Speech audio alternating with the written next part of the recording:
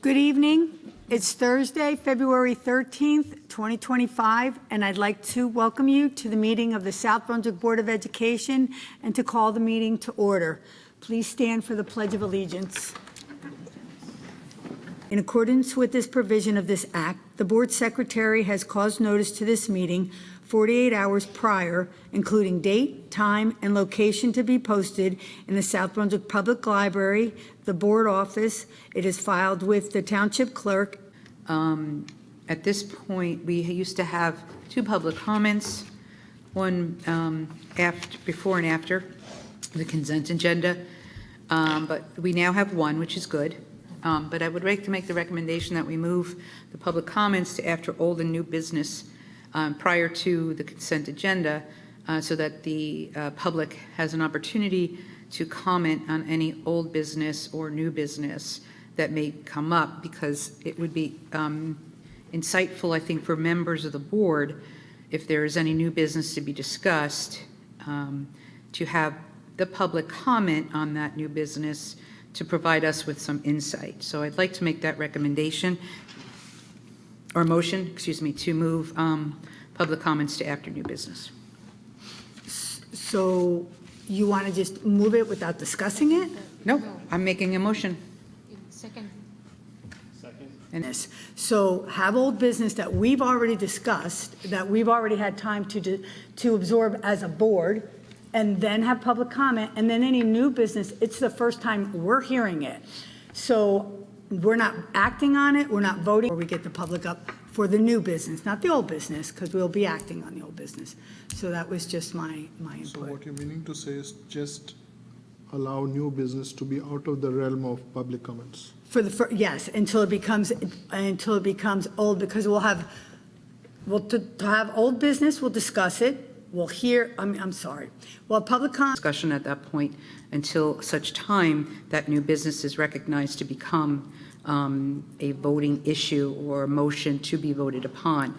I just feel that it gives us as board members the opportunity to hear from the public if there's People who commented when the thing was a new business, when the item is on the new business, and then come back the following meeting and comment on it when it is old business. But that should be fine. I think we should have just one comment Right. after both new and old. So you don't And want to split them people- up, okay? Yeah, if somebody. Mr. Raja Krishna, Yes. Dr. Smitha Raj, Yes. Mrs. Lisa Rogers, yes. Ms. Laura Hernandez. Okay. Yes. Okay. Yeah. So it'd be said we'll have public comment after new business. And old business. After new business. Yeah. and- Oh, yes. I'm sorry. After new business. Apologies. Yep. Thank you. Okay. Now. So now may I have a motion and a second to approve tonight's We meeting have the mo- agenda? yeah, we have the first and second to approve this evening's agenda already. Dr. Raj? Oh, moved, okay. Krishna, Ones. Look. Oh. Too cute. And dad and mom and everybody. All right. Well deserved. Welcome. We have a few other things to talk tonight as well. We have Jeff Johnson is going to be transitioning, which means we say goodbye again. We say goodbye the administrative assistant to the director of athletics as the administrative assistant of the year for, again, the same organization. So we have two people being honored this way. So it's great. And it's great that South Brunswick has these incredible caliber of people that are available when the need comes. So we thank them both very much. Some upcoming events. So this is also very cool. So we have our robotics team. We have 6 of our robotics teams actually have qualified for states. So that's pretty huge. And yep, it's great. And Dr. Aparna Rajagopal oversees all of this. We're talking huge dedication for this program.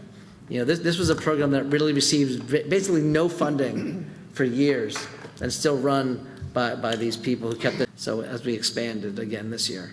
Another important piece of news, SB Reads has been moved due to weather, and that the new date is Monday, February 24th. Again, The Action Generation by Mr. Haidt, Jonathan Haidt.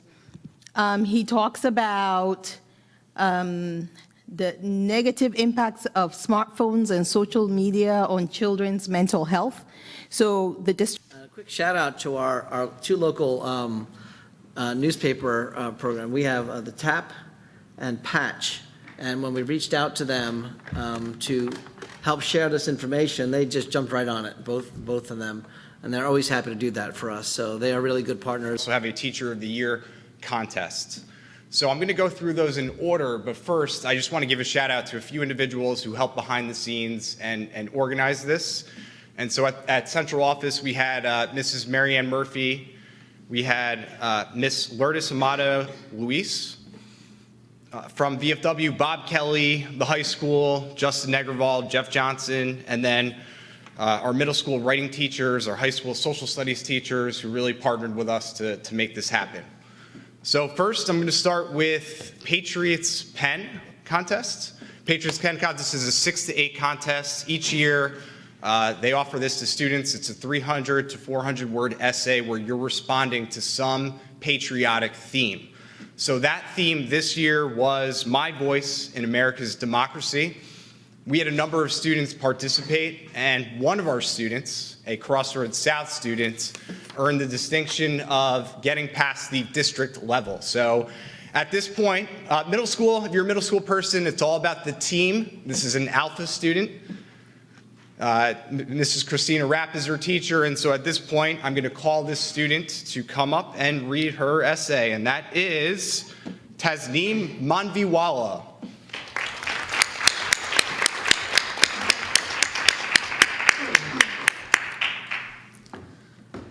The power of a young voice. I may not have the loudest say in America's democracy, but my voice is crucial.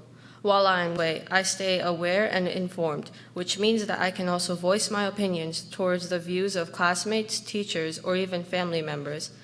Advocacy/activism is another way democracy can involve me. Even as a teen, I can join or support nonprofits fighting from their experiences. In conclusion, my voice in democracy is important. Through my schoolwork, advocacy, and community service, I can voice my concerns and raise awareness that can lead to change. That way, I am not only preparing myself to be a well-informed and participative citizen down the road, but also helping make society better today. The voices that other young people and I carry can determine the future of our democracy, and we must use them wisely and responsibly. Thank you.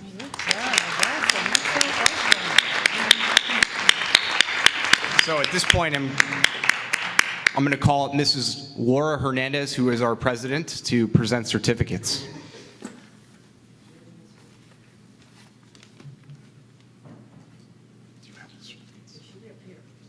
A question related to democracy, civics, patriotism.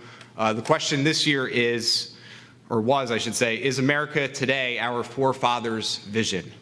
So we had a number of students who... Father's vision for us, or have we lost our way in this great experiment?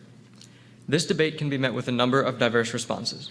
A simple yes or no would typically be difficult to effectively provide. In my perspective, the answer to this question falls somewhere in between. Our people would need to be able to refer to the framework to come up with new answers, some of which may result in a compromise where democracy survives and thrives. This begs the question, how has our history of policy and decision differed or related to the original vision? In terms of growth or prosperity as a nation, America has excelled globally.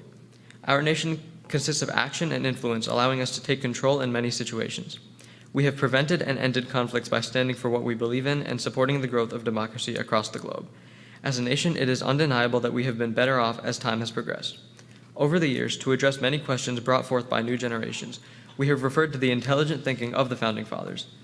If the current resistance, beliefs, and goals.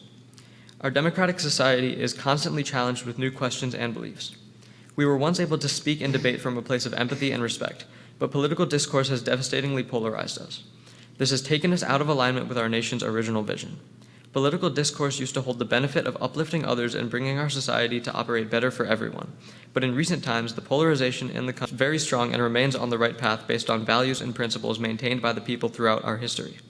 In recent times, we are being challenged in ways we haven't dealt with before. It is necessary for us to learn from our history and apply those lessons in dealing with new age issues. This will also require us to come to Give one more round of applause to these two.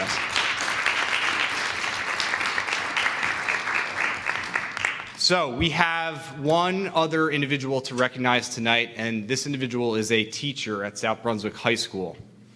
And so this is for the Smart Maher VFW National Citizenship Education Teacher Award, and that recognizes exceptional teachers who excel in teaching citizenship, promoting American history and traditions, and instilling civic responsibility. And so I'm going to start with just a quote from one of this teacher's colleagues who said, just so you can get a sense of the individual, she said that students often express their appreciation for his approachable demeanor and willingness to provide guidance and encouragement. He never talks down to students. He meets them where they are in an authentic and meaningful way. Beyond his impact in the classroom, he is a collaborative and supportive team member. So just a few things. I mean, I could stand here all day and talk. I'm not going to do that, but a few areas. Just this is someone who teaches government, who brings in, integrates primary sources regularly, has students debate and draw conclusions about events. This is a teacher beyond the classroom who has really made strong community connections, really formed strong relationships with veterans, has veterans come into the classroom and give guest talks, and beyond that has organized field trips, has formed a strong relationship with the Vietnam Veterans Memorial in Holmdel, has connections there, plans that trip, plans a trip to the American Revolution Museum, and has been very involved in our school community as a coach throughout the years. And so at this point, I'm very, very thrilled to honor Mr. Nick Gazzali.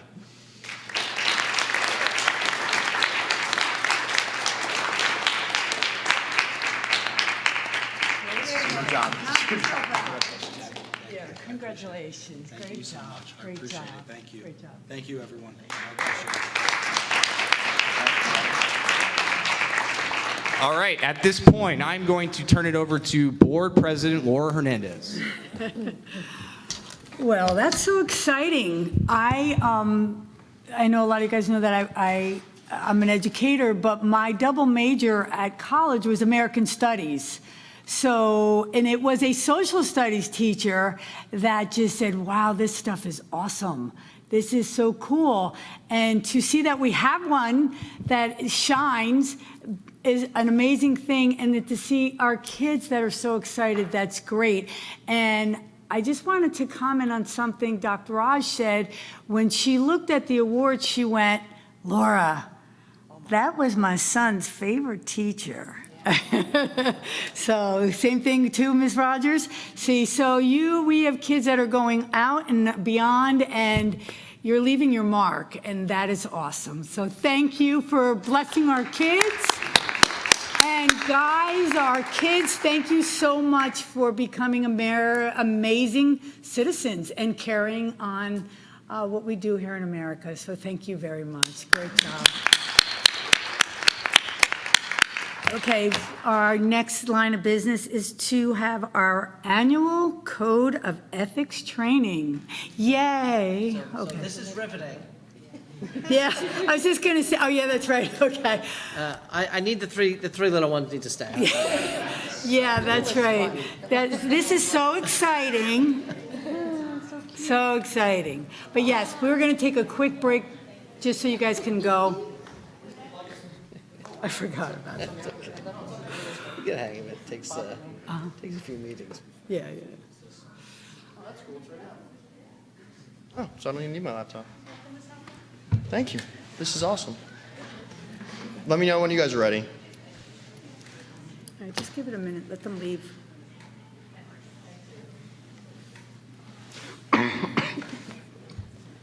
We're good. We're good? Yeah. And I apologize in advance. I'm just getting over the flu and bronchitis, so you will hear some noises out of me that I immediately apologize for. I do have water. It does absolutely nothing. So thank you guys for inviting me back to do your annual ethics training. I'm going to try to move through a lot of information quickly.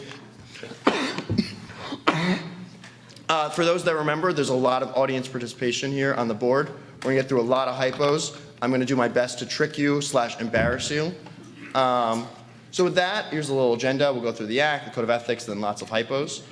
So the Act is a little different than the Code of Ethics. The Act not only applies to the board, but also your administration. So keep that in mind, but it's also, the level is much higher. It is enforced by the School Ethics Commission. So if you hear me say the Commission or SEC, that's the body that governs school ethics here in New Jersey. They can issue advisory opinions. So if for some reason at any time you're a little concerned, I don't know if I can do X, rather than do X and then find out if you get served with an ethics complaint, you can ask them for advice beforehand. So what is the School Ethics Act? I'm going to go through this very quickly. It's all about money. The School Ethics Act is if there is any financial benefit, that's really what this is getting at. So you can't have an interest in a business or engage in any transactions before the board. You can't secure any unwarranted privilege, advantage, or employment for yourself or a relative. So if you have a spouse, you can't call up Scott and say, hey, can you get my spouse a job? That's obviously prohibited. No.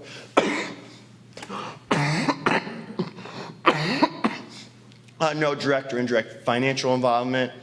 You can't take employment or services that prejudice your independent judgment. Again, these are pretty obvious. No bribes. E is pretty big on don't take any bribes for board business. And you can't use any confidential information for your own personal benefit. Again, these are pretty obvious. The School Ethics Act, in and of itself, I think was passed for a pretty obvious purpose. The idea here is that the public would not have an impression that you're not trustworthy. So then a number of years went by, and even though the act was pretty aggressive, right, it was still used as a weapon against board members. And what happened was people would file, and boards would not be entitled to indemnification. And they would have to hire their own attorney. So a deal was reached in Trenton, and this is true, that said board members would get indemnification if a violation of the act is filed against them. But we need to show that we're tough on ethics, and that's where something called the Code of Ethics was passed. The Code of Ethics reads like no other law in the state of New Jersey. And the reason for that is all the legislature did is they took what school board did as like a code of ethics on their website and put it straight into the law. So that's why when you see this statute, it reads things like, I will uphold and enforce all laws. It literally was just the legislature quickly copied and pasted the school board's code of ethics, and in exchange, board members get indemnification if an act is filed against them. So this is where most of the action is filed against board members, where we'll spend most of the time today. Again, I'm going to go through these quickly, and then we're going to flesh them out through hypos. So C, I will confine my board action to policymaking, plan, and appraisal. We usually pair that with D. I will carry out my responsibility not to, quote, administer the schools. So those two always go hand in hand. As a board member, when you're doing something, if you're wondering, am I within my job? Is it policymaking, planning, or appraisal? And am I, in essence, running the day-to-day operation of the school? You serve on kind of the overarching, the top of the umbrella, but really your day-to-day operations here in South Brunswick are going to be by your superintendent and your BA. If something would affect the day-to-day operations, it's not for you. I will recognize my authority rests with the board and make no personal promises. The big thing is you can't take any private action that may, quote-unquote, compromise the board. So if you're doing something individually, as an individual, the chances are, if you're acting on behalf of the board, you're going to run into some ethics issues. I will hold all confidence, all matters. You get a lot of confidential information by the board, in executive session, through emails from administration. Those have to stay confidential. I will support and protect school personnel. We'll see an example of that. And then J's the big one. I will refer all complaints to the chief school administrator, superintendent. This is where board members get into trouble time and time.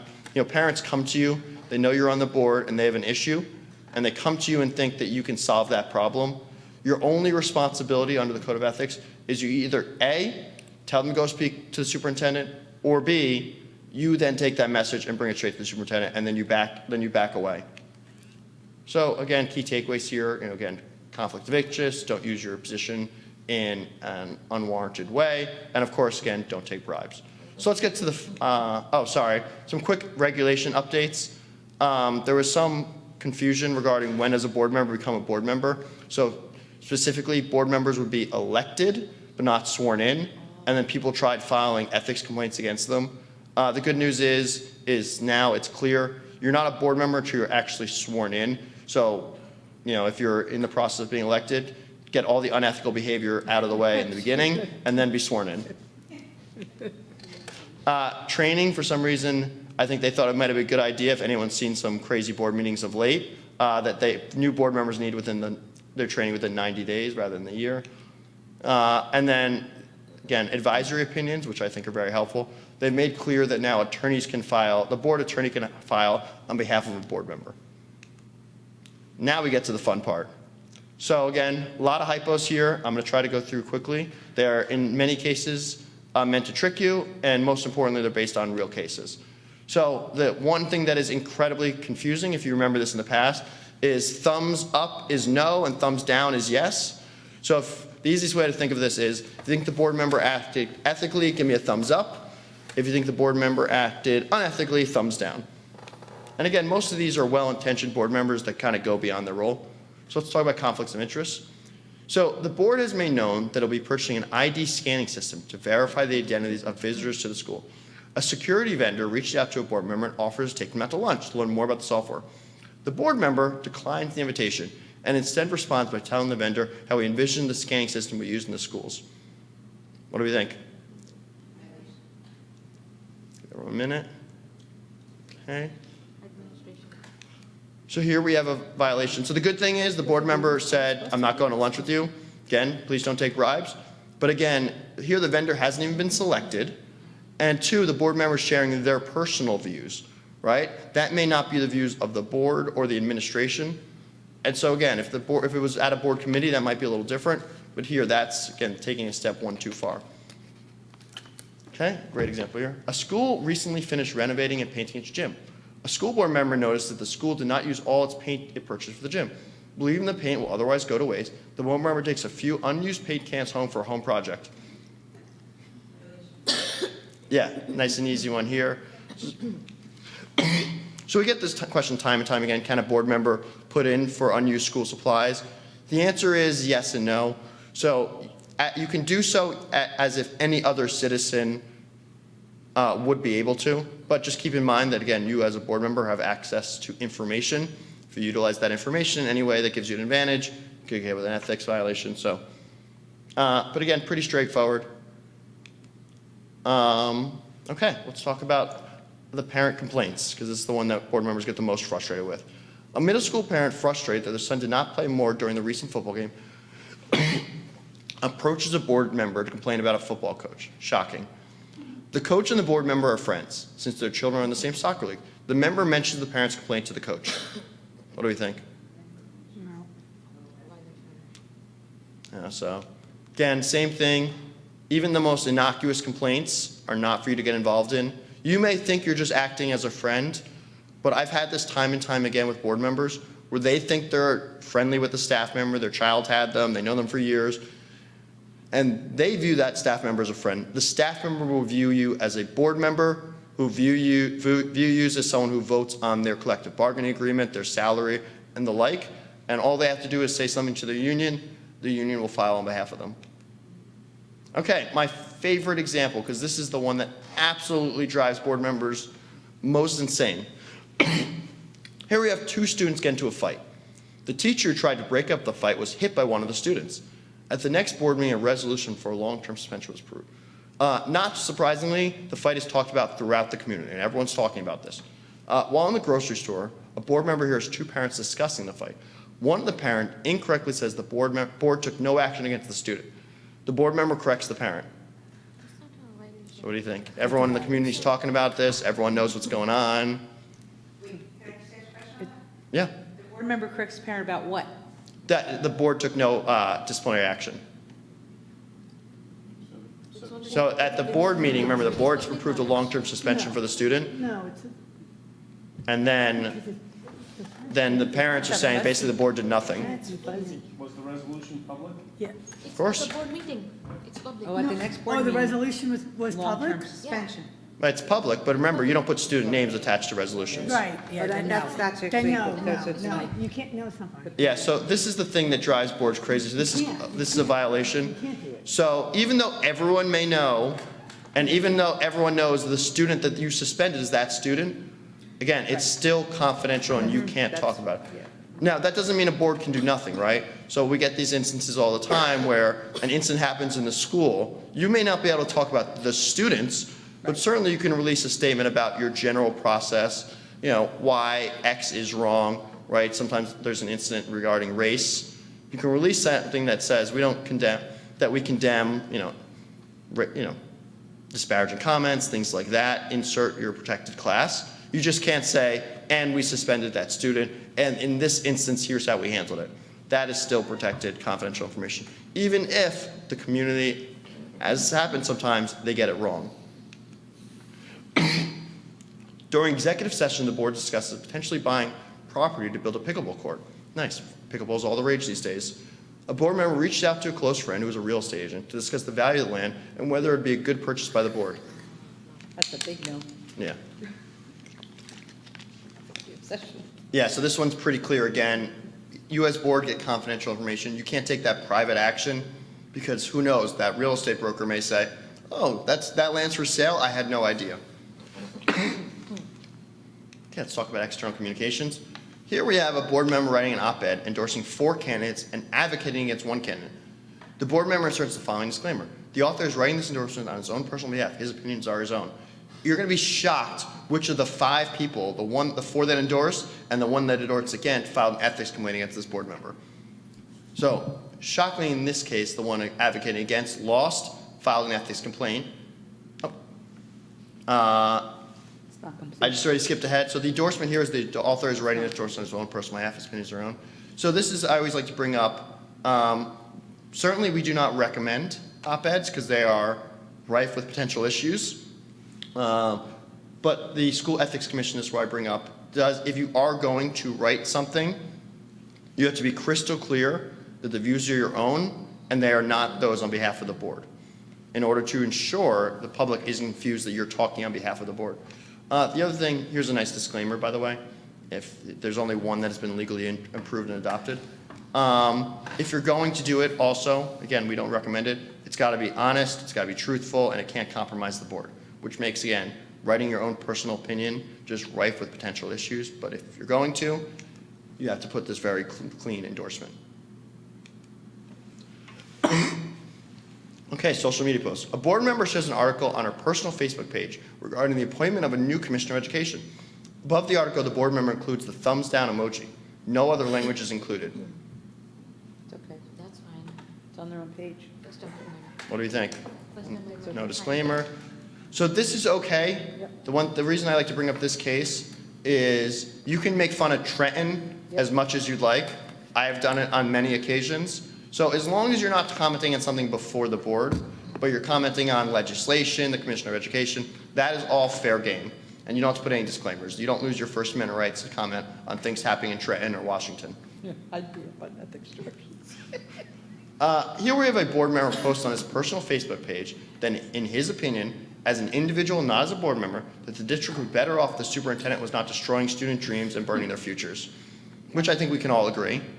That's bad. I get it. So yes, this is I will support and protect school personnel. And that is a real quote from a real case. Someone did put on their first, to be clear, in that case, they didn't put the superintendent's name, they just put a picture of them. So, I mean, who knows who they were talking about. Yeah, that board member, that was one of the more harsh penalties of all the cases here, posted on their personal Facebook page. Board meetings. At the board's next meeting, it'll be voting on the purchase of a new basketball hoop. A board member requests permission from the superintendent and enters the gym to examine the current baskets. He goes 3 for 4 from the free throw line. It's okay. What do we think?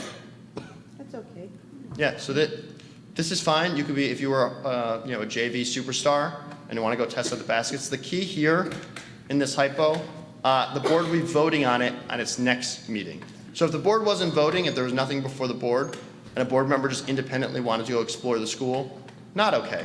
We get a lot of questions about what access do board members get when it comes to information, looking at things. And the next question I always ask is, well, what are you voting on? So you as a board have the right to make informed decisions. So if it's related to something you're voting on, you get access to. If it is, hey, I heard that this teacher got disciplined and I want to review their whole personnel file, well, you're not voting on anything before you, and that goes beyond your scope.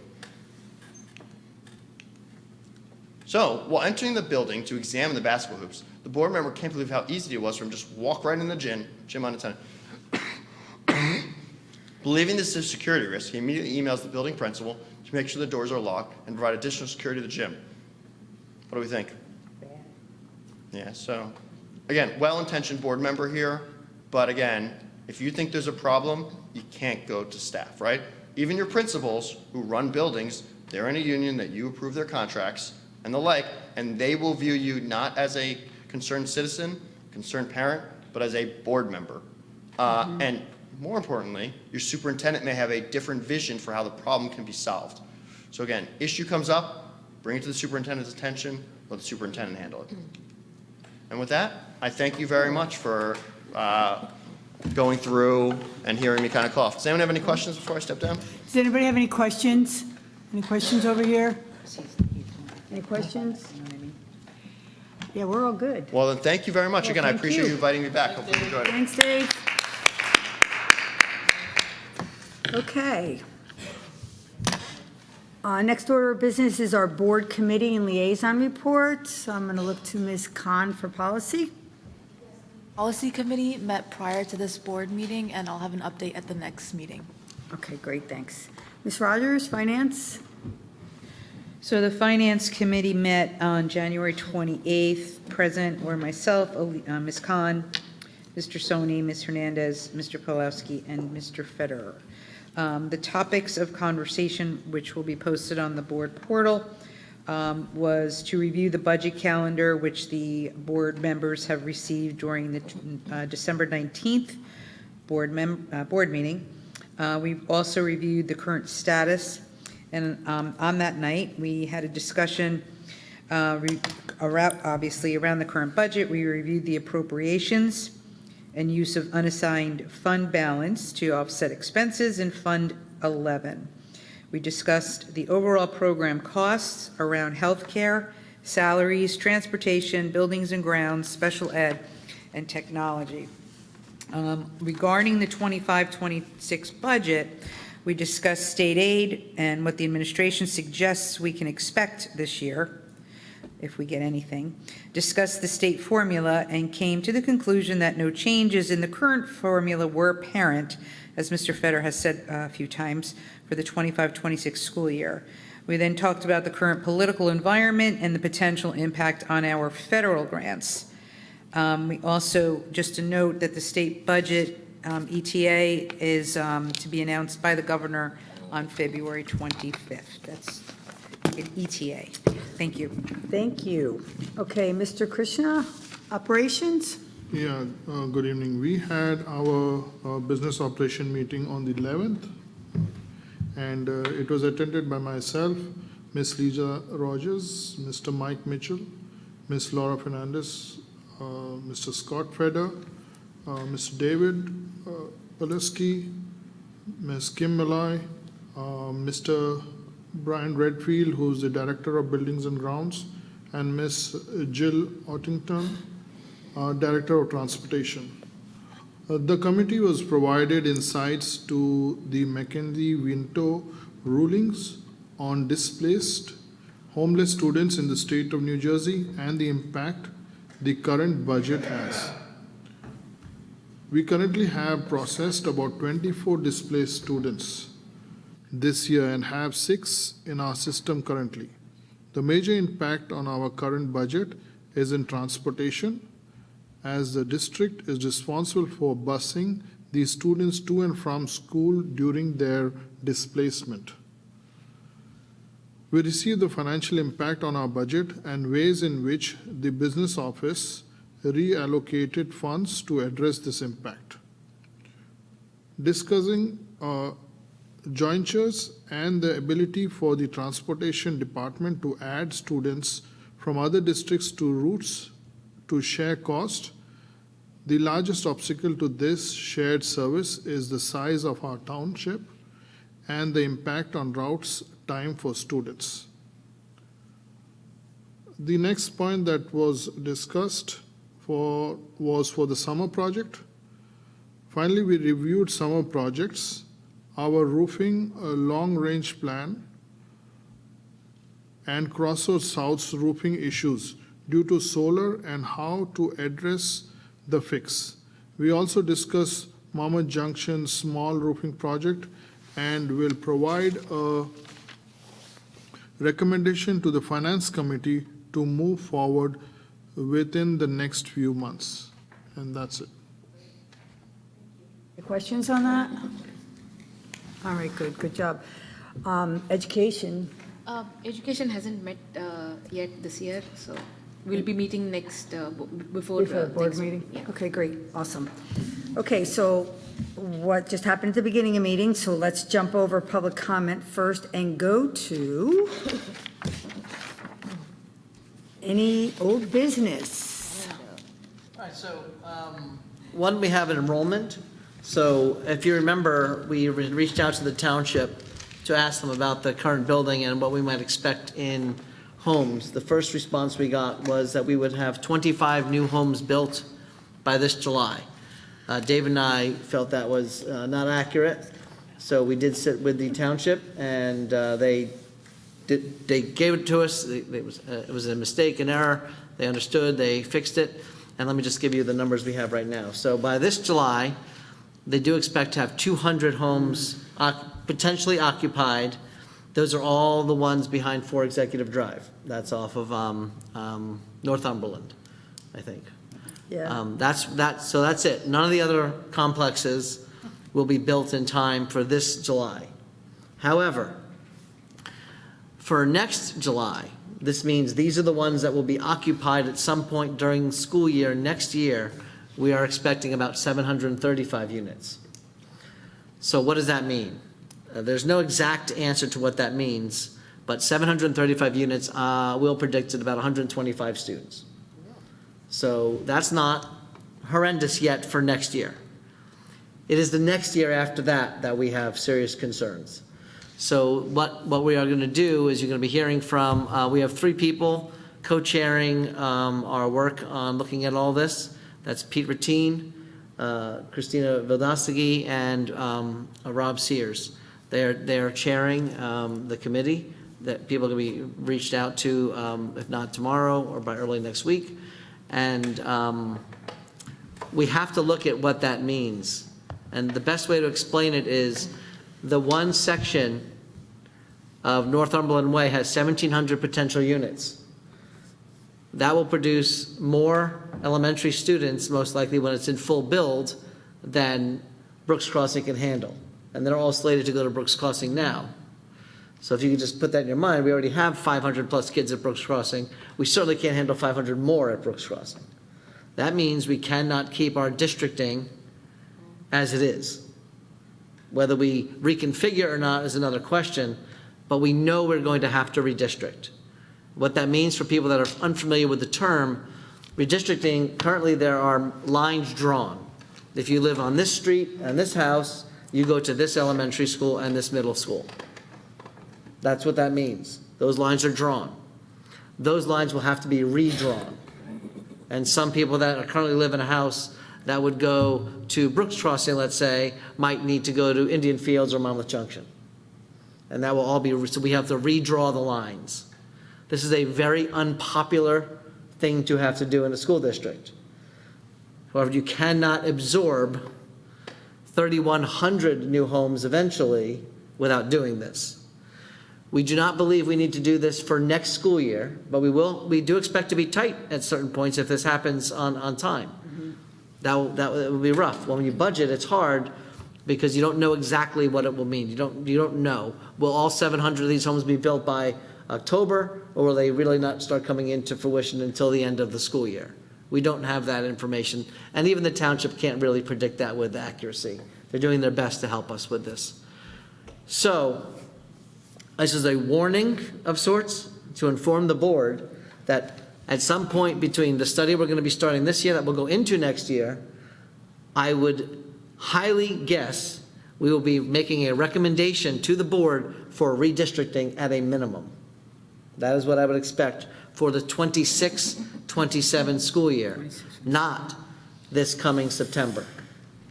We're not looking at that. However, for this coming September, we are going to do a quick look and see if we have to do any minimal amount of work. We were going to do a minimal amount last year, but things got stalled and we didn't need to do it. We didn't want to upset the apple cart if we don't need to, but we are going to look again. And one of our key players in doing this work is Jill, our Transportation Director Extraordinaire. And she literally knows like everything about all of this. I think she drives the neighborhoods to see how far along these houses are coming. I drove down Henderson Road the other day, and I drove down Ridge Road the other day. On Henderson, if you're driving north on Route 1 and you make a right onto Henderson, so away from 27, going towards 130 on Henderson, you will see about 3 or 4 buildings back there. They are relatively constructed, but they're still under construction, meaning they're not occupiable. There's no COs for those. So those will be coming online, and we are looking at, make sure I say this right, this is small. We're looking at probably about 175 of those occupied by next July. Not this July. Next July. That means the majority of that complex will become online during the next school year, this summer into the next school year. The other one that they expect to come online is on the Shocks. That's the Ridge Road Shocks. Now, I think it's ambitious. There is some structures towards the back of that, but there's nothing that's quite even close yet. But 120. Now, in that section, that is the one section that will have single-family homes. So of the 3,100 plus homes, only 93 are scheduled to be single-family. All the rest are townhouses and apartments. So over there, we are expecting to have 120, and then overall, at the ones on 4 Executive, we expect to be closer to 500 by next July. Again, the yield on these houses, meaning what is the number of students to expect, it takes 5 years after built, full built, to get your full expected yield. That's how this generally works, according to demographers. So we would expect a small percentage in year 1, and it would grow in year 2. And the other problem that will happen in year 2, remember, is more houses will come online. So it's just going to get worse and worse and worse and tougher and tougher and tougher. And the challenge financially of that, of course, is the money doesn't come in fast enough to cover. Because even though all of these houses will produce more and more taxes, you don't get any. Doesn't matter how much more tax comes into this town, you don't get it. Just remember that. That's the way it works in New Jersey right now. If that doesn't change, and we are lobbying harder and harder on this issue, because no matter how much anyone hates taxes, if all of this new money is coming into the town and the schools get nothing except for kids, that is not a recipe for success. Just think of the basic logic. You don't need any politics. You don't need anything else but basic logic. If all of these kids come in and all this new money comes into the town, all you get is the kids. And a small infinitesimal amount of money over time from state aid, which is nothing in comparison to the need. So just keep that in mind. We're still okay, but just to tie really quickly what this was going to do. When we do our budget starting next month for you, this is the only part of this that impacts our budget work is enrollment projections, where we think we might have the ability to make a reduction. You have to think hard about that, because making a reduction to then get the needs over the summer, that just hurts the program. If you have to start breaking up classes and doing things mid-year. So when we're close, while we can't really afford to err on the side of caution, we might have to in certain places. So it is very impactful, but this is not as bad as it could be if this was moving faster. So before I move to the next topic, if there's any questions or anything. Just have a question. What is our current enrollment of our third, second, and first graders and kindergartners? Okay, 1 second. Sorry, I should have shot you a note about that. It's okay.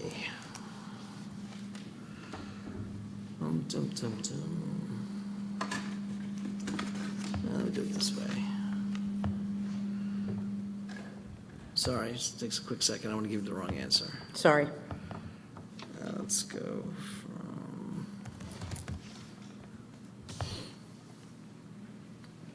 Because the pre-K, you said we're at, what, 3 something, right? Suzanne, something?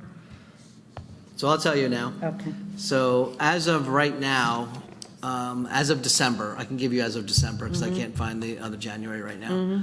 It's close enough though. Our first grade, 445. Second grade, 442. Which one was that, 442? Second? First grade, 445. Yep. Second grade, 442. Third grade, 526. That's your 1, 2, 3. Kindergarten, you didn't ask, but I'm going to tell you anyway, 393. Yeah. So we have a little bit of, And so just to 12th grade, yeah, 675. right. Which is lower than Right, any recent years, but think of that, your kindergarten is only under 400. right. And you're at 675. So we have a little bit of, This gives us a little bit a of little play. bit of room. And we have room for kids, that isn't the problem, but the room has to be the right The location. location, right, now I understand. You can't just pile them into one spot. Yeah. And the last thing you want to do is start telling families, you live right next to, this neighbor and this neighbor, you're in between these two people, they're going to this school, but I'm Yeah. sorry, there's no more room, we have to send you over here. Now, we will have to do that, I Yeah. predict. But we try to do our best not to by using predictions that we hope are sound. Our total number, just so you know, for the district, as of December, was 7,567 students. We dropped. Used to be able to. Any other questions? Thank you. How far is that down from the previous year, Previous what year? last year's enrollment? Not much down from one year. It's leveling out a little bit. What's happening is you're dropping off a larger 12th grade and getting in a smaller. So most of your reduction is the fact of larger, higher grades and smaller, younger grades.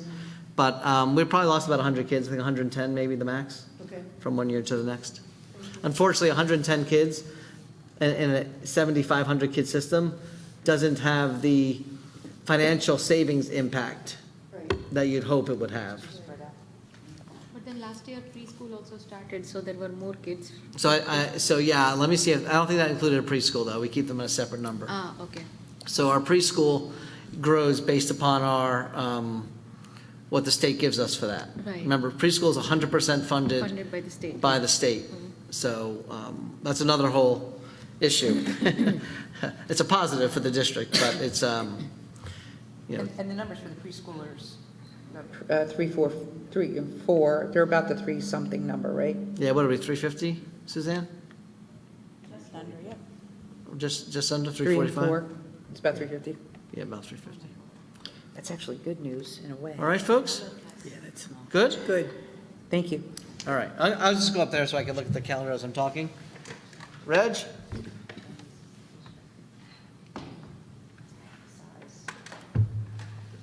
I'm freezing. Thanks, Reg. If you can't see that, you have all this on your computers. I sent it to you. So we're looking at, let me see which one. We're going to look at the one on your left.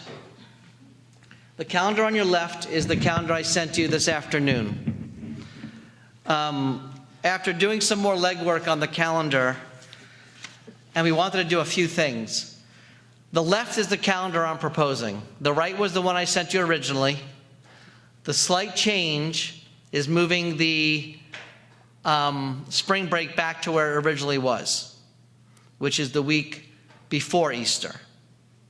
The reason for this is, one, it picks us up that day we need in order to control May. If you look at May, the end of May, red, blue, red. See that? On the left-hand calendar in May, red, blue, red. If you now look at the right calendar, it's red, yellow, red. Yellow means a makeup day, an inclement weather day, which you may or may not have school that day. That's a shaky little situation that we could try to avoid by putting the PD day, which is a flex PD day, smack in the middle of Eid and Memorial Day. That guarantees a nice little break. So while we break up November, we are adding little breaks throughout the year, which when you speak to the educators, that's better. It's better for how we do professional development. It's better for the flow of the year for student learning.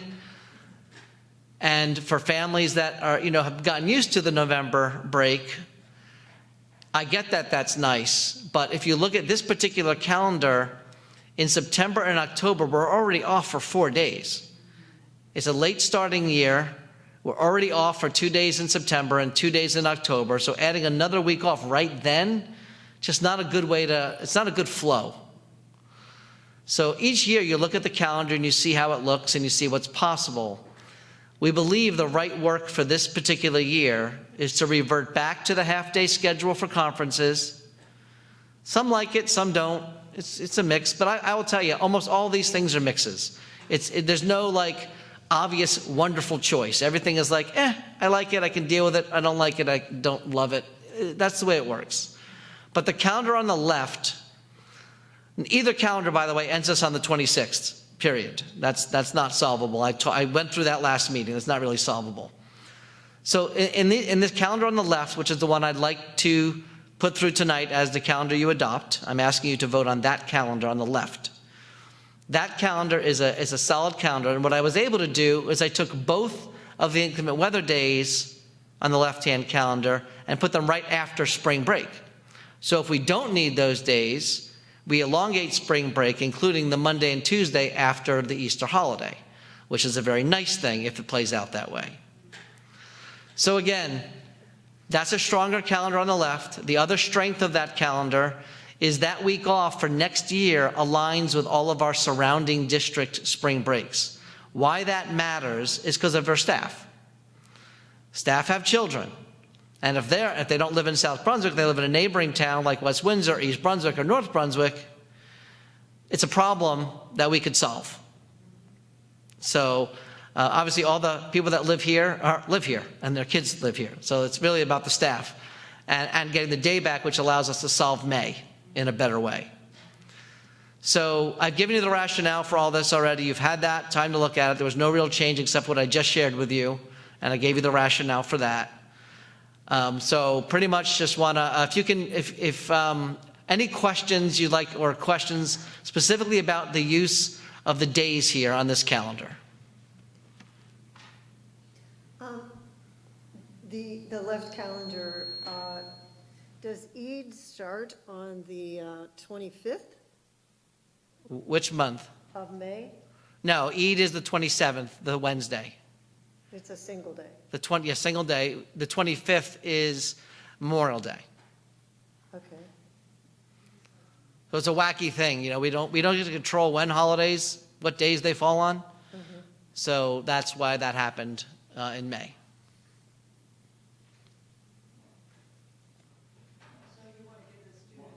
It starts in March and ends in May? Well, I'm sorry. You What? want You the have a day in students to March be and a off day in that May. day, in between where you would have. What we're just- basically saying is we have to put things somewhere on the calendar anyway. So it's cleaner to put it there to have a nice clean break at that moment than to have kids be off Monday, in school Tuesday, off Wednesday.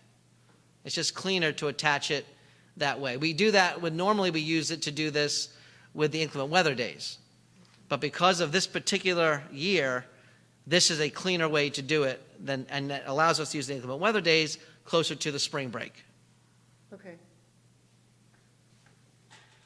Into the mic if you have something though. So Eid starts in March and ends in May? There's Is that what it's two separate things? Two separate days. Okay. Okay. The district has recognized the 2 days of Eid since before I've come to the district. So this is not a new thing. What's new is where it falls on any given school year. They both happen to fall on school days. Just like Diwali falls on a school day, Jewish holidays fall on a school day. It's just the way the calendar breaks.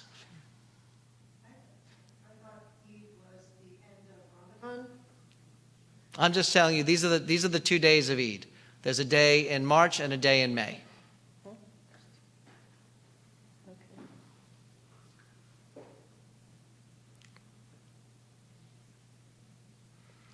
Are there any other questions, topics to discuss solely about the calendars, the days off? Again, my recommendation is when you vote today, you're voting yes or no on the left calendar.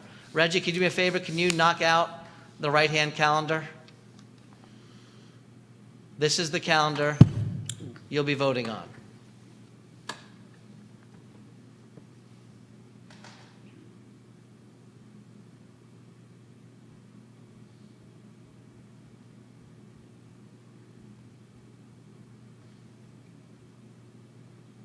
Are we good?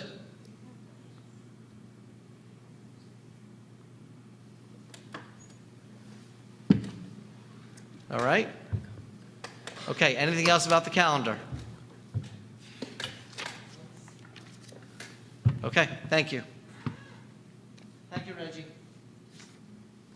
Okay, and at this time, we have no, Julie? Oops, sorry. Want to, old business. I'd like to make a motion to annotate Christmas Day on the calendar. Second? And I was wondering if I could get a second. Second.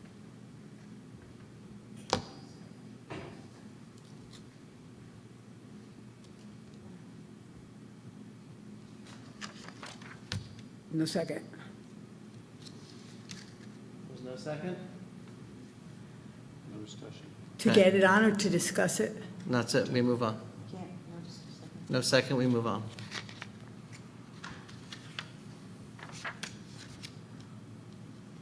I'll second. No discussion. 1 second, what? I'll second it. We have a second. Discussion. Yes, I believe that the calendar is reflective of all religious holidays with the exception of Christmas. It is a diverse district, and we have several families who would appreciate Christmas Day being annotated on the calendar. We can affix Christmas Day. It is a federal holiday. We annotate all federal holidays on our calendar, and Christmas should be annotated in respective of the federal holiday. I would say that we could propose that December 23rd and 24th be listed as winter break, and then Christmas Day itself, if it falls within the week of school week. If it does not fall on a school day, then we don't have to worry about putting it, but if it falls Monday through Friday, then it be annotated on our calendar. Just a quick correction, I'm not arguing that point. Just, we don't currently annotate federal holidays. What about Martin Luther King, Thanksgiving? For example, we don't annotate any federal holidays that we do not take off for the federal holiday. In other words, We have President's Day, we have Thanksgiving. no, we have I know. Martin Luther I'm King. actually not arguing, I'm just sharing a factual piece of information. Veterans Day, for example, is not annotated on the calendar, ever. Just because it doesn't fall on a day where we take off. Columbus Day is not a day that we annotate on the calendar because we don't take the day off. The ones that we do, we annotate. Okay, That's all. okay. Not arguing the point, just sharing that piece. Yeah. In essence, winter break, it is for all families in the district, I understand that. But I do believe, since we have so many religious holidays represented on our calendar, it makes sense for us to annotate it as a respect to a point of inclusion, to show a sense of inclusion. So what you're asking for is like the 23rd and the 24th to say winter break, the 25th to say Christmas, and the 26th through, I'm going to say the 4th, to say winter break. Yes. Okay, we would vote on that? I'd like to There's still make a comment discussion, first. yeah. Okay, I'm sorry. We are not annotating Hanukkah. We have not annotated Kwanzaa. We have not annotated Passover. We have not annotated Good Friday. We are annotating winter break on the days off calendar. All religious holidays are notated on the academic calendar, which every student and every parent can access on the website. This, by definition, this calendar is recognizing days off. I do not believe we need to annotate Christmas because, in my estimation, Christmas is on the same day every year around the world, the 25th. Everybody knows it. January 1st, everybody knows is New Year's Day. Not everybody knows the other religious holidays because they change. The only recommendation I would make is to eliminate any reference and just notate it as the day off is due to a religious holiday, and allow the parents, if they so choose, to look up why. I don't see a need to identify Christmas because everyone knows the 25th is Christmas. I understand your point. You want Christmas to be recognized. But that is not the definition of this calendar. Thank you. Okay, so, and go ahead. Just to point out that the hard copy calendar that we get, it does annotate Christmas and other holidays as well.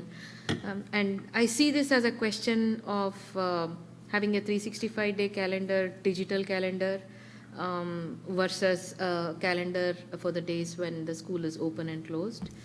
Rather than having to annotate a certain religious holiday, I think we should take a step back and ask ourselves whether we need a 365-day calendar so that everybody gets equal representation, whether the school is closed or not. All religious holidays are recognized. Okay.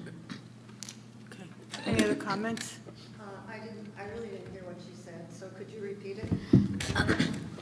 I see this. I see this more. Oh my God. I see this more as a question on if we need a 365-day calendar digitally, like the hard copy version that we get, or just have the Monday to Friday school week calendar that we currently use.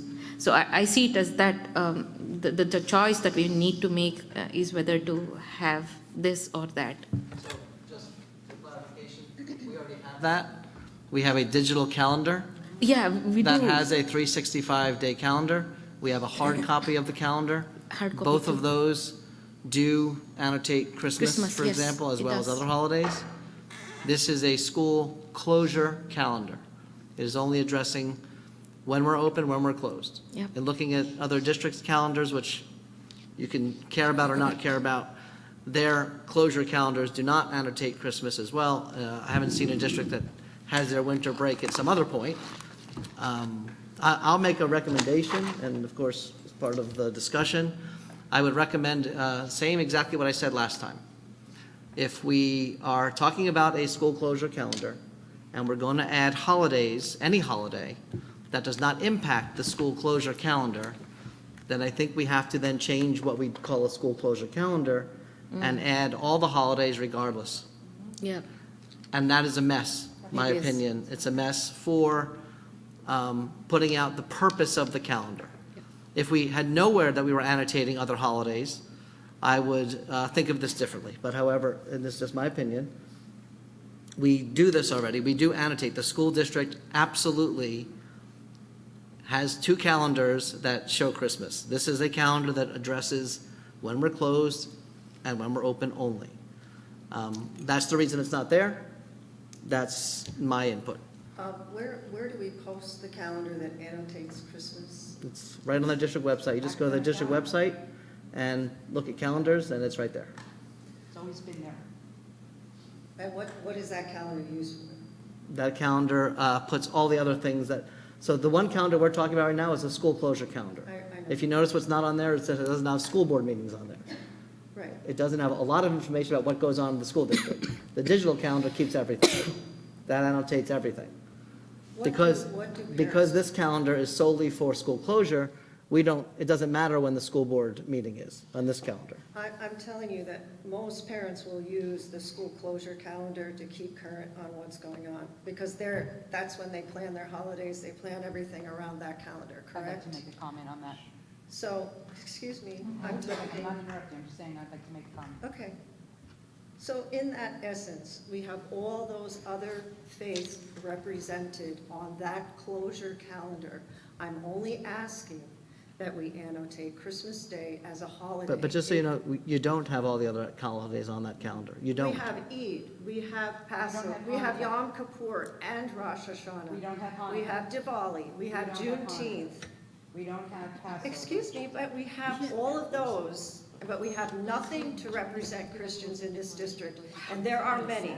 I'm guessing from just my Catholic church alone, there are 1,500 families of kids who inhabit our schools. And I think it's wrong when we preach inclusion to not annotate Christmas on our calendar. I don't care what you say. I believe I know you think it's some kind of irrational issue, but we have to respect Julie, the people in Ju- this just one town. second, Julie. I behaved in no way that suggests your opinion is irrational. Well, then take Rosh Hashanah, Yom Kippur. What I have and done- all those what other I have done holidays is off provided- this calendar, because we really don't need it. What I have You done can just say religious holiday. is provided an explanation for why we do what we do. That is not irrational. I do not think your question is irrational. Okay. I do not think your request is irrational. So- When two people disagree on something, it doesn't make But the you're other not- person, you're it does not not make the telling other me- person irrational. You're not telling me why we list all those other I holidays actually, I of other did. faiths I actually did tell you. I'll tell you again, though. on the school closure calendar. Here's why we do it. Because when there's a day that we are closed for school, solely associated with that reason, we annotate. That's why we do it. Okay, then That's the reason. maybe we should consider starting winter break the day after Christmas. That's And fine. putting Christmas holiday as a holiday off. And then come to school on Christmas Eve. Why not? Oh. Early release, That's fine. You want No, to cancel no. the winter break? That's early fine. release. That's fine. I've said my piece. I'm good. You did. Whatever you guys decide is So, good. so all the other holidays that we don't acknowledge on this land on a Saturday or Sunday. So if Christmas landed on a Saturday or Sunday, then we would not acknowledge it. Out of all the holidays that we do acknowledge, anything we take off that falls Monday through Friday, we acknowledge. It just so happens Christmas always falls during winter break. So if it falls Monday through Friday during the winter break, I think what Julie's saying, and correct me if I'm wrong, that we acknowledge winter break, Christmas, winter break, if Christmas falls Monday through Friday. Now, all those other holidays that we would have off for, because we would have off, if we didn't have winter break, we would have off Christmas. There's no doubt about it. So, but all those other holidays that we would have off for, if they fall on a Saturday or Sunday, we don't put them, and rightfully so. So if Christmas fell on a Saturday or Sunday, we don't put it. But it will always fall during winter break. So out of respect for the Christian belief, to have Christmas put down, just annotate winter break, the 22nd, or 23rd, 24th, Christmas, the 25th, winter break, 26th, to whenever we come back. So is that what you're saying, Jewel? Right? Is that what you're, I would be happy with just winter break / Christmas holiday. that's not an You are option. not That's not an celebrating. option, Mrs. Rogers, let me finish. Sorry. Winter break, Christmas didn't cut / you off. is not, we're not gonna go there. Okay? So, but the other thing would be to acknowledge because if Christmas falls on a Sunday during winter break, we wouldn't put it down because it's a Sunday or it's a Saturday, where other holidays that we take off for, when they fall on a Saturday or Sunday, we don't put them down. But Christmas always falls during winter break, which means putting it down out of respect will never happen if that's the philosophy that we follow. Well, we have off anyway. So, Can we explore one thing real Yeah, quick? sure. Because this was interesting. I didn't realize this, Julie. So we can save a day on the calendar right now. Since we're already coming in on December 22nd and 23rd next year, why don't we come in on the 24th, as Julie Not an pointed out? option. Move on, we're not, move on, no, that's not even an option. But that's the. I thought that was That's what she not- was that's saying. not- I know that's what You she could was have saying, an early release. but that's not an option. No, we're not coming in on Why not? 24th, that's Wait a minute, you aren't, Smitha, why do you disagree with that? Because most parents have days off on Christmas Eve, and children coming into school when parents have days this off is- and they make travel plans, it makes no sense to me. Because it's Christmas. Yeah, Christmas Eve. It's Christmas Eve when Christmas. people start traveling The to 24th meet is their loved Christmas ones. break. I mean, Because it's Christmas. That's but why the you're off. 24th would be considered winter break. So we don't want to take that away. I'm vocal with, that's a non-negotiable. We're I not understand taking that. away the I do 24th. understand that, I just want it annotated as the federal holiday Christmas. The federal holiday though, Julie, let's back up on that, because we don't have off for every federal holiday, and because we don't have off, But we it is have not, off for Christmas federal holiday. And we have off Yes, because we it's do. winter break. because, We have off for Christmas federal holiday. correct. We would have off for, we would have off for Christmas whether we had winter break or not. So that's, let's not even go there anymore. So let's just wrap this up. Let's vote on this. If we can have on our, the calendar, Well, we you're have voting on to, her motion. I'm What about sorry. her You're motion? voting on her motion. Oh, You can't change her motion. She made the motion. You're discussing adding Christmas on the 25th onto this calendar. That's the vote. Okay, but the vote would be that, it would say, on the calendar, it would say that, just the 25th would say Christmas. So it would be the 23rd, 24th, we would still keep his winter break. Now, correct me if I'm wrong, because I'm not good at this. Right, am I The right? point is to just put you'd have winter break separate. So it would say the 24th is winter break. Right, 25th is Christmas. Right. The 26th through January 2nd is winter break. So you're basically saying there's winter break over here, there's winter break over here, and there's this day in the middle. That's the request. okay, So that's what you're voting on. okay, that's what we're voting on, okay? Lisa? Before we vote, I just want to note, if you do this, you are then offending the Jewish religion, that those that practice the Jewish religions, and they are not notated. Thank you.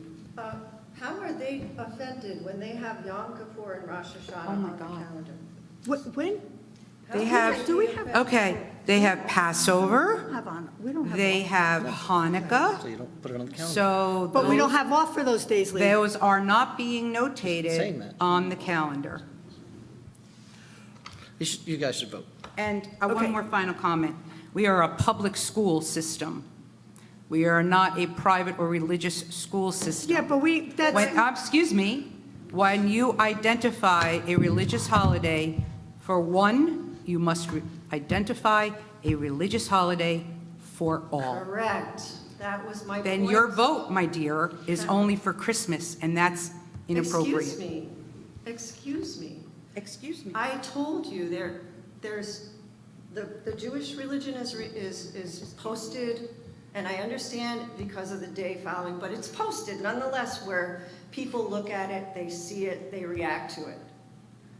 Juneteenth, and all of these things are different religions. They're posted. Okay, so you know what? What is wrong with posting our religious? Everybody made their point. Let's vote. Everybody made their point. Let's vote. Mr. Pulaski, roll call, please. Roll call.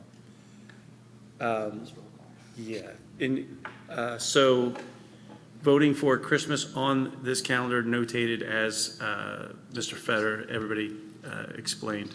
Ms. Julie Farrar, yes or no? Yes. Alicia Khan, No. Mr. Raj Krishna, No? Dr. Smitha Raj, No, Ms. Lisa Rogers, No. Ms. Laura Hernandez. Yes. The motion is not passed. Okay. Okay. So now, Moving on. I'm Just sorry. remember now, just hold everybody. Okay. When the consent agenda comes, remember you're voting for the calendar we said. Right, Okay, that's what you're voting right. for. Okay. And now to new business, there's no new business at this time. Well, I was going Okay, to talk about, no, just kidding. Just kidding. no new business at this time, and, okay, where are we putting the comments? Before? It's after new business, so it'd be. So now. it's now, right? Yep. Okay. Public comment. Okay, so next we have public comment on anything, on any topic. The Board of Education recognizes the value of public comment on educational issues and the importance of allowing members of the public to express themselves on school matters of community interest. Complete copies of Policy 0167, which govern this portion of the meeting, are available to the public at the auditorium entrance, online, or by contacting the board office. To permit the fair and orderly expression of comments, we ask that participants be recognized by the presiding officer and preface comments by announcing his or her name, place of residence, group affiliation if appropriate, and by completing the sign-in sheet that's at the podium. Please print legibly, or we may be unable to document your name for the permanent record. Each statement made by a participant shall be limited to 3 minutes. No participant may speak more than once on the same topic. Mr. Pulowski will indicate when you have 15 seconds remaining. All statements shall be directed to the presiding officer. No participant may address or question board members. No discussion between a participant and respondent shall extend the 3-minute time limit. It is our plan to listen to each member of the public.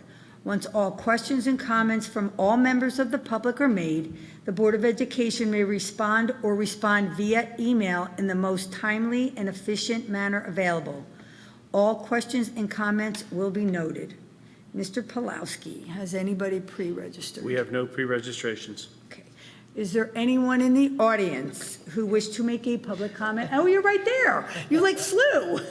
Pencil, there's no pencil here. Just go ahead.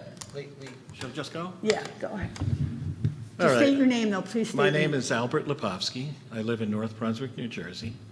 I'd like to just comment on the vote you just took on the Christmas holiday. I mean, it is a little strange in our nation that we have a religious federal holiday to some people. In 1870, Ulysses S. Grant signed off on making Christmas, the birthday of Jesus Christ, that's how it reads in the statute, a federal holiday. Prior to that time, 16 states had made Christmas a holiday, a state holiday, including New Jersey, before the Civil War. So maybe it's presentism, that concept now that has infiltrated our society of trying to judge things by the past in the present. But people understood that even though Christmas was religious in nature, because the country was Christian at that point, and it's changed a little bit, that people accepted it. Okay, and it's no knock on any other religion. Christmas is now the most important economic holiday in the United States. Okay? And about 20 years ago or so, school districts started taking Christmas off their calendars. You can look it up. And why they did it? It was on the calendar from 1870 to 2000 and something. And then it decided suddenly it's no good anymore to have it on the calendar. I don't see what the big deal is to annotate it on the calendar, as Mr. Federer described. I really don't. Some people might, Lisa mentioned that it would be very offensive to Jewish people. I would hope not. There's no offense taken. For over 150 years, there was no offense taken. Now suddenly, it's this big issue. And it's a shame. It really is. I mean, I don't know how we got here, but we're here. I don't consider keeping that off the calendar to be very inclusive. Now, Mr. Federer's argument, which he made a few times, was that we only put the other religious holidays on the calendar because it's a day off. And we just do it that way, he said. Well, why do you do it that way? You didn't really explain any logical reason that you do it that way. You just said we do. My point is, if you do it that way for those holidays, you just do it. You can do it for Christmas on the day off. There's no logical reason not to. My time is up. Thank you. 15 seconds. Okay, thank you very much. I'm disappointed in the result of this, But of course, we're a democracy and decision stands. Okay. Thank you for your comment. Thank you. Anyone else? Okay. So the next order of business is the consent agenda. Consent agenda. Review by Mr. Pulowski. Okay, ladies and gentlemen, we have a pretty concise consent agenda this evening. Items 1.1 through 1.4 all have to do with business office operations. We have 1.5, a transportation contract. 1.6, we're doing per pupil tuition costs for the district. We're approving the participation of Sustainable New Jersey program with 1.7. 1.8, we're approving an out-of-district tuition adjustments. 1.9, we have the approval of out-of-district placements. 110, 111, 112 all have to deal with special education services, contracts, accepting tuition students. 113, we're doing our student field trips. Seem to be a couple pages worth. Everybody's traveling. Yeah. 114, we're approving a resolution for travel-related expenses reimbursement for professional development for our staff. 115, we're approving an appointment for the schools. We're appointing Jeffrey Johnson as interim athletic director. 116, we're approving our school calendar that we talked about this evening. And 117 is our personnel. And that is your consent agenda this evening. Thank you. Can I get a motion for the consent agenda? Mr. Krishna, second. Dr. Raj, all in favor? Yes? You gotta do a roll call now. Roll call. So I we get had, it. who was our first? Raja. Oh, Raj. Raja was first, and Smita was Smita. second. Sorry about that. Flip the page. Right. Discussion? Just a comment. Per pupil tuition, for people who are listening in, please check it out. We see a lot of chatter on social media. So this is the actual number, so please check it out. Are you talking about 1.6? Yeah, Yeah, those are the per pupil tuition costs. yeah. Just so that people know that official per pupil cost is out. Oh, it's out there. It's out Yeah, there. it's out there. It's for people to, just highlighting it again, Gotcha. so that people who are listening, they know. Just that number is associated with if someone's paying us tuition to go to one of those classes. Yeah. That's what that's for, Yep, which is the cost of that Yeah. program. cost of program. Any other comment, question? All right, there you go. Good. Roll call? Roll Here we call, go. please. Roll call vote. Ms. Julie Ferrara? Approve except for 1.16. Abstain from 1.16? Or abstain or no? Is it a nay? Abstain or no? No. It's a no. Gotcha. Ms. Alicia Khan? Yes. Mr. Raja Krishna? Yes. Dr. Smita Raj? Yes. Mrs. Lisa Rogers? Yes. Mrs. Laura Hernandez? Yes. All right, our motions pass. Consent agenda passes. Now do I say all in favor? Come again? Now you're going to move to adjourn. Now I'm going to, I never know when I have to say all in favor. I will get this. Okay, please note that our next scheduled Board of Education meeting is set for Thursday, February 27th, 2025 at 7 o'clock. And I said, oh God, I asked if I had to say a Well, motion. you were saying things. Motion to adjourn. Motion. Rogers. Oh, Ms. Rogers, second? Okay. Dr. Raj, okay, now do I say all in favor? All in Yes. favor, do I say all in favor? Sure, go ahead. All in favor? Yeah, aye, Aye. okay. The ayes have it. Nays, you gotta say any names. Damn. Please, shut off the mic. Shut- quick.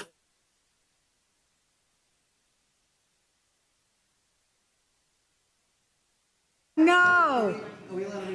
Can we reopen? Wait, don't go, don't go, don't go. Wait, Nance, wait. I make a motion to reopen the No, meeting. no, I second. The meeting's We have a motion to reopen the meeting, Reg.